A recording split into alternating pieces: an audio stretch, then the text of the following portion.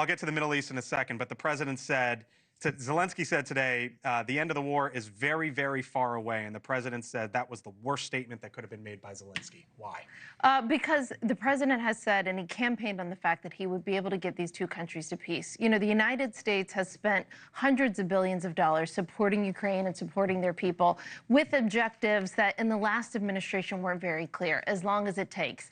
I don't think that that's a strategy that the American people bought into. Sure, the American people wanted to support Ukraine. In fact, President Trump sent defensive weapons to Ukraine, sent anti-tank Javelin missiles to them in his first administration. So he actually is the one president with the record of supporting Ukraine militarily. But at some point, you have to look and say, not only is it about the money, but it's also about the munition supplies, the weapons. You know, you have Admiral Paparo in Indo-PACOM said during the last administration, listen, America's going to have to start making some real trade-off decisions with the amount of military aid that we're supplying both Ukraine and Israel. The war's been going on 3 years. The average age of a Ukrainian soldier is 43 years old.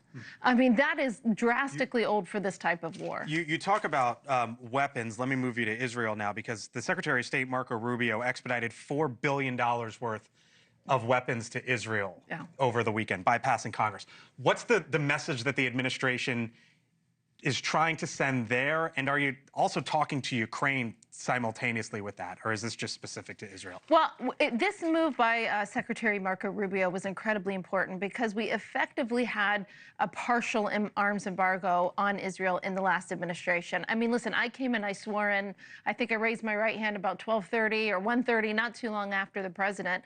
And one of the first things that we looked at was the amount of military aid that a lot of it Israel had paid for, like the 2,000-pound bombs, for example, that had been held up by the Biden administration. I mean, even when you look at Gaza, when you see my boss, Steve Witkoff, who was the first American official to go there in 15 years, when he saw the devastation, part of our concern for having Gazans return there is unexploded ordnance. Why was there so much unexploded ordnance? Because the Biden administration stopped resupplying the Israelis. They had to go into their arsenal and use 30-year-old munitions. And when you do that, of course, you know, when you have something that's 3 decades old, a lot of times it won't explode. And that leaves for a very dangerous scenario. So Secretary Rubio and President Trump made a very clear statement with $4 billion in emergency aid for Israel that our relationship with Israel and specifically our military aid to Israel is going to be very different from the last administration. What is the administration's belief tonight on phase 2 of a ceasefire deal? There was just that banner that I was looking at report that it's stalled. As your assessment tonight in the Middle East on what happens with Israel and Hamas going forward is what? Well, in phase 2, Hamas was supposed to essentially wave the white flag and not be a part of the government. I don't think Hamas is there, clearly. So what my boss, Steve Witkoff, was working on was an extension of phase 1. What's sort of been the guiding principle for President Trump? He talked about this going all the way back to his convention speech last summer in July. He wants to get all of the hostages home. He wants to get the American hostages home, but all of the hostages home. He's been really passionate about that, and that has been the guiding principle from which Steve Witkoff has been negotiating. We have to remember that this is a terrorist group, Hamas, that has American blood on its hands. And some people feel like the last administration did not make Hamas pay enough of a price for what they did, right? There was no specific response from the United States. But right now, where are things moving forward? So right now, we're still in the middle of negotiations.